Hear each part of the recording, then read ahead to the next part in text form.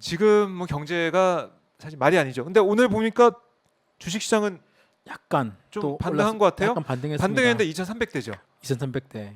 아니 이게 작년까지만 해도 상상을 못했던 수치인 것 같은데. 반등한 게 이 3,000, 정도고. 네. 3,300까지 갔다가 이제 3,000 그래도 2,900 이 정도까지는 그 정도만 내려갔다 올라오겠지 이렇게 생각했는데 이제는 잘 안 보여요 3,000선이. 일단 네. 지금 주식시장에서 돈이 없습니다. 돈이 없어요? 네. 주식시장에 왜 돈이 없어요? 아니, 그러니까 주식시장이 막 그 활발해지고 거래가 많이 일어나고 네. 그러면 주식을 사고 팔고 뭐 예탁금이나 이런 게 당연하죠. 들어와서 살 돈- 준비를 하고 있어야 되는데 그쵸, 돈이 있어야 이게 없다. 되잖아요. 사람들이 돈이 아. 없습니다. 상징도 지금 그리고 돈이 없다 보니까 당연히 돈이 주식을 살 돈도 없고 네. 주식을 살 돈이 없다는 얘기는 이미 빚내서 쓸 만큼 쓴 사람들도 있고 또 최근 주가가 굉장히 또 폭락하면서 네. 반대 매매도 엄청나게 일어났고 신용 쓰신 분들. 손절하신 분들 네. 이런 분들 그다음에 이 과정에서 또 엄청난 또 이제 지금 상대적으로 어떤 뭐 소득의 어떤 뭐 감소 그러다 보니까 당연히 침체일 수밖에 없고 네. 거래 자체가 적다 보니까 당연히 지금 굉장히 큰 뭐 좋은 호재도 없죠. 그나마 호재라는 게 뭐냐면 최근 유가가 약간 떨어졌다는 거죠. 예. 100불 이하로 떨어졌는데 100불 이하로 떨어진 이유도 앞으로 경기 전망이 좀 나아질까라는 기대 때문에 떨어진 게 아니라 경기 침체가 계속 더 오래될 것 같다. 더 급해질 것 같다. 경기 침체가 오래되면 네. 소비 수요가 줄어드니까 소비 수요가 줄어들게 되면 당연히 기름을 살 사람이 없거나 줄어들 가능성이 높고 그렇네요. 그러면 석유에 대한 소비 수요가 줄어들지 모른다. 경기 침체가 더 오히려 길어지거나 급하게 올지 모르기 때문에 네. 유가가 더 떨어지는 거예요. 이게 유가 떨어진다고 그냥 볼 게 아니라 그런 저번에는- 의미를 좀 봐야겠네요. 네, 저번에는 그렇죠. 네. 저번에 막 유가가 너무 올라서 네. 걱정했잖아요. 뭐 너무 급하게 오르고 음. 그게 막 전쟁에 의해서 그래서 막 산유국들이 막 기름을 더 생산해야 된다 막 그랬잖아요. 네. 공급이 잘 안 됐기 때문에 일어났던 그렇죠. 문제였죠. 그때는 공급 문제였고 이번 또 수요에 대한 수요 걱정. 문제. 그래서 이게 되게 다 연관돼 있는데 연관- 예. 결국은 경기 침체, 스태그플레이션, 네. 그다음에 물가는 그대로 또 여전히 고물가. 아하. 그래서 얼마 전에 이번 주에 모 현대경제연구원이라고 네. 민간경제연구소거든요. 그 현대경제연구원에서 리포트를 하나 냅니다. 예. 뭐라고 하던가요? 현안과 과제라는 리포트를 하나 냈는데 네. 민간경제연구원에서 뭐 매주 뭐 한 달에 한 번씩 내지는 뭐 분기 뭐 여러 가지 경제 현안 내지는 어떤 이슈 뭐 이런 거에 대해서 그 각 민간 경제 연구소에서 그 리포트를 냅니다. 경제 전망치도 내고요. 네. 그런데 더더나 민간 경제 연구소고 또 기업 여기에 민간 경제 연구소지만 기업 소속이 많거든요. 삼성경제연구소, 현대경제연구원도 과거 현대그룹에서 이렇게 지원해서 받는. 네. 그러다 보니까 아무래도 이제 기업 친화적이고 기업 시각에 맞는 어떤 그런 경제 현안과 분석들이 보통 나와요. 아무래도. 네, 아무래도. 예, 아무래도. 그럴 수밖에 없고. 예. 그리고 또 그런 거를 감안해서 보통 이런 보고서를 봅니다. 기업 쪽 시각에 입각한 어떤 연구소의 어떤 그런 경제를 바라보는 어떤 하나의 어떤 그런 여러 가지 경제 리포트 중에 하나라고 네. 보는데 제가 왜 이번 민간경제연구소 이 리포트를 제가 또 유심히 봤냐면 여기조차도 너무 힘든 이 상황을 좀 제대로 좀 해줬으면 좋겠다는 게 아주 완곡한 표현으로 그래요. 완곡하게 이래서는 안 된다. 네, 이렇게 대응해서는 안 된다는 걸 완곡하게 지금 쓰고 있습니다. 제가 굉장히 오랫동안 여러 가지 이런 경제연구소의 보고서를 많이 보지만 야 정말 이 연구 박사 이제 네. 뭐 있습니다. 연구실장 참 머리가 되게 터졌겠구나 할 정도로 여기서 내용이 뭐였냐면 여기 그 연구소의 그 요지를 잠깐 설명을 드리면 네. 지금 현재 지금 그 경제 상황을 그 정리를 한번 해봅니다. 제가 한번 도표가 준비가 되면 한번 보시기에 뭐 보여드리겠지만 네. 지금 현재 소비자 물가지수 물가가 너무 높고 최근에 6%까지 그러니까 상승했다 나왔잖아요. 처음 봤어요 저는. 그 도표 여기서 지금 도표가 나옵니다. 지금 현대경제연구원이 작성한 도표 저기 보시면 소비자 물가지수 상승률 추이가 나옵니다. 상승률. 과거부터 쭉 이제 보여주네요. 그렇죠. 1995년부터 월별 소비자 물가지수. 그렇죠. 1995년부터 2022년까지. 네. 1998년 11월에 6.8% 물가가 상승입니다. 저 때도 1998년 많이 되냐면 올랐네요. 예. IMF입니다. 그렇네요. 외환위기. 예. 외환위기 전 직후입니다. 11월 12월이니까. 그 이후에 처음으로 지금 6%가 나온 거예요. 2022년에. 예. 저 화살표 동그라미가 2008년이 5.6%예요. 2008년이면은 리먼 사태, 네. 글로벌 금융위기 때거든요. 그러니까 소비자 물가지수 상승률만 따지면 지금 98년 외환위기 이후에 23년 만에 지금 최고치라는 거예요. 야, 어마어마하네요 지금. 어마어마하죠. 네. 그리고 여기서 이번에 또 이 그 보고서에서 하나 그 경제 고통 지수라는 어떤 그 지수를 하나 또 공개를 했어요. 그 도표를 네. 한번 제가 보여드릴게요. 네, 나옵니다. 경제 고통 지수 5월 기준 연도별 추이 이렇게 되어 있습니다. 네. 저 경제 고통 지수가 뭐냐면요. 아까 소비자 물가 상승률 말씀드렸잖아요. 네, 네. 소비자 물가 상승률 6%라고 했잖아요. 네. 6% 플러스 더하기 실업률. 실업률. 그러니까 경제 고통 지수야. 아. 소비자 물가 지수랑 실업률 실업률을 더하니까 합한 것이 그걸 이제 고통스럽죠. 고통스럽죠. 그게 경제 고통 지수인데 네. 그 연도별로 추이를 쭉 이렇게 정리를 한 거예요. 아. 2022년 지금 8.4라는 거예요. 예. 최근 8.4. 네. 그나마 지금 가장 높았던 게 2001년입니다. 네. 그 20년 전에 9.0이었을 때 한 번 있었고 그때는 실업률이 굉장히 높았어요. 그때는 그래 물가가 좀 낮았던데 지금은 실업률이.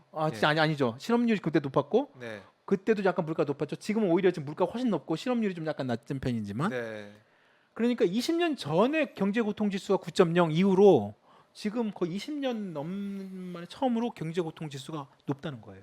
지금 뭐 이 경제 지표들이 정말 경고음을 내고 있는 그런 상황이네요. 그렇죠. 네. 그러니까 어려운 상황이에요. 이 경제 고통 지수, 뭐 물가 상승, 뭐 이미 이제 뭐 많은 그 우리 그 시청자 여러분이나 뭐 청취자분 아시겠지만 네.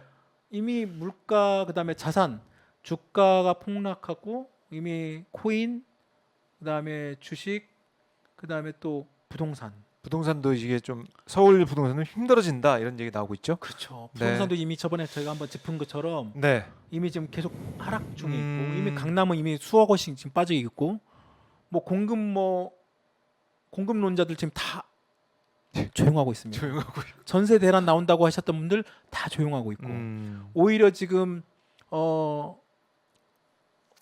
이 와중에 법인세 깎고 그다음에 뭐 부동산 감세 종부세 깎고 심지어 뭐 이번에 전월세 대책 나오면서도 불구하고 집 부자인 사람들은 최대한 어떤 빚내서라도 그 갭 투자한 사람들한테 지금 혜택 주는 그런 네. 정책을 이미 시행하고 있는데 그럼에도 불구하고 지금 부동산은 계속 지금 하락세로 지금 돌아섰고요. 그러다 보니까 이 전반적으로 네. 지금 경제 상황이 제대로 돌아가기 어렵다는 것을 이제 연구원 이쪽에서도 연구하다 보니까 이제 더 이상 이렇게 가서는 안 되겠구나. 안 된다. 기업 입장에서 이렇게 가서는 이제 기업들도 너무 어려지게 뻔하고 이미 지난번에 말씀드린 것처럼 대기업들은 뭐 수천조 원 저번에 5월달에 취임과 동시에 10대 그룹 해가지고 1,000조 원 투자한다고 발표해놓고 지금 아무런 얘기 없잖아요. 그렇네요.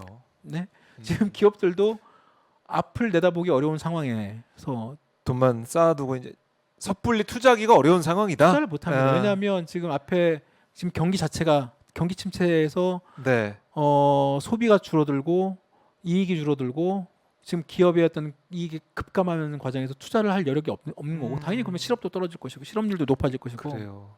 아니 이렇게 좀 어려운 상황이고 뭐 정부에서는 오늘 비상경제 회의도 윤석열 대통령이 주재를 하고 그런 상황인데 그럼 어떻게 해야 된다는 겁니까? 이런 상황에서 어떻게 위기를 극복해야 되는지 네. 아까 말씀하신 것처럼 민간경제연구소 얘기도 있을 거고 여러 가지 지점이 있을 텐데 이 현대경제연구원의 시사점 내지는 네. 제안을 잠깐 설명을 드리면 이 시사점이라는 게 지금 한국이 이제 본격적으로 네. 인플레이션과 함께 경기 침체 사실상 스태그플레이션 국면에 적극적으로 지금 진입하고 있고 이걸 정말 빨리 차단하지 않으면 안 된다. 결국 기업들도 자기한테도 지금 큰 일이니까요. 그래서 일단 그 저번에 말씀드린 것처럼 기대 인플레이션 사람들이 앞으로 계속 물가가 오를 거라는 기대감을 네. 어떻게든 꺾어야죠. 꺾어야 됩니다. 네. 그러면 이제 금리를 올릴 수밖에 없잖아요. 물가를 잡아야 되는 거죠. 물가를 잡으려면 이제 와서 윤석열 대통령은 이제 뭐 비상경제 대책 해가지고 자기가 뭐 매주 이제 챙기고 뭐 들어가겠다고 지금 2달 만에 지금 모든 국민들 이미 올 초부터 계속 그런 얘기 나왔고 네. 이미 이제 막 너무 많은 얘기들이 나오니까 이제와 챙긴다고 하는데 일부에서는 뭐 그냥 안 챙긴 게 도움이 된다 뭐 이런 얘기도 있습니다만 그런 지금 물가를 어떤 식으로든 이 지금 연구원에서는 물가를 먼저 잡아라. 물가를 네. 뭔가 그래서 이제 아마 다음 주에 한국은행 금통이 열립니다. 아마 금리를 아마 빅스텝으로 올릴 가능성이 높은데요. 다음 주 한국은행 그 금리가 뭐 그거 오를 것 같고 하여튼 금리가 네. 오를 것 같고요. 그 통화 정책에 대한 금리를 크게 올리게 되면 우리나라가 되게 안 좋은 게 다른 나라에 비해서 다른 나라 지금 금리 다 올리잖아요. 네. 안 좋은 게 뭐냐면 우리나라는 가계부채가 다른 데보다 굉장히 높습니다. 맞아요. 지금 OECD 국가 중에 가계부채가 한국 제일 높아요. 그러면 이렇게 갑자기 한국은행이 중앙은행이 지금 미국처럼 똑같이 금리를 똑같이 올릴 수밖에 없죠. 아마 네. 올릴 것 같은데 그렇게 되면 가계부채에 따른 어떤 부실 이자 부담이 커져서 엄청나게 커집니다. 그 어떻게 할 것이냐. 이거를 빨리 잡아야 된다. 이 금융 부실을 빨리 선제적으로 잡아야 된다라는 거 이 조언이 하나 있고 네. 그다음에 또 하나는 지금 이 물가로 인한 전반적인 그 서민 경제가 엄청나게 지금 어렵잖아요. 네. 임금 부분을 지금 대놓고 좀 올리지 올리지 마라. 마라. 네, 그러면서 오히려 지금 자제해달라. 모든 직장인들한테 지금 온갖 오히려 이제 분노에 가까운 어떤 뭐 얘기까지 나오고 있지만 네. 기업들이 임금을 올릴 수 있는 여력이 있는 기업은 올려도 된다고 생각해요. 그렇죠. 여력이 되는 아니 네. 지금 자기네들 정말 이익이 나고 임금 올릴 수 있는 여력이 되는 기업은 올려준 게 맞죠. 그리고 그럼요. 그 올린 만큼의 생산성을 높여서 이익을 내도록 노력을 하면 되는 거죠. 그리고 직장인들이 노동자들이 기업의 임금을 올리게 되면 또 그만큼 또 회사에 대한 쓰죠. 어떤 네. 일할 수 있는 네. 동기부여가 되는 거잖아요. 그러니까 그렇죠. 그런 선순환을 일으킬 수 있는 그런 정책이 필요한데 정부는 지금 무작정 어떤 임금 인상 자제를 막 얘기하고 그다음 경총 회장도 불러다 놓고 임금 인상 자제하라고. 아니 왜 그 사람들한테 그 사람들은 더 좋아하죠. 저번에 말씀드린 것처럼 그렇죠. 정부 좋죠. 정부 핑계 대고 예. 어차피 임금을 안 올리고 싶은데 기업 이익을 위해서라도 그러면은 정부 핑계 대고 기업 안 올릴 것이고 삼성, 현대, LG, SK, 롯데 등 대기업 상대로 임금 안 올려버리면 네. 중소기업들은 야 대기업들도 임금 안 올리는데 우리는 어떻게 올리냐라고 그러니까요. 그렇게 그렇게 되는 거죠, 사실. 그렇게 된단 말이에요. 그러면 오히려 대기업들은 여력 있는 대기업들은 임금을 더 올려주되 격차가 커질 거 아니에요. 중소기업들은 못 올려주면 네. 그럼 대기업과 중소기업의 격차를 최대한 정부가 어떤 식으로든 세금적인 기업의 어떤 그런 이런 무작정인 법인세 감면 그냥 특정 대기업에 위한 게 아니라 중소기업, 중견기업에 위한 어떤 인센티브를 정부가 재정적으로 지원해 주면 되는 거예요. 네. 이 연구원의 얘기도 맞아 그 얘기예요. 아하. 중견기업, 중소기업들이 살 수 있는 여력을 정부가 마련해 줘야 된다. 그렇게 해야 우리 경제.